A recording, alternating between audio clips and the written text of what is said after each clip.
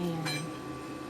Minamadali niya na yung kasi nakuha na namin yung isang baboy. So, dalawang baboy pa yung kukunin namin. Kinuha muna namin yung gagawin namin kasi yung dalawang baboy pa na natitira is hindi pa lutas. Hintayin pa namin na malutas. Iba lang kasi yung kinuhaan namin yun. Wala na kasi available. Kaya kinuha namin kasi pang-anay man siya. Ayan. Asawa ko yung paglalagyan ng mga buit. Ayan siya. Dito yung pag malaki na yung baboy, lilipat na sila dito. Yung magiging anay.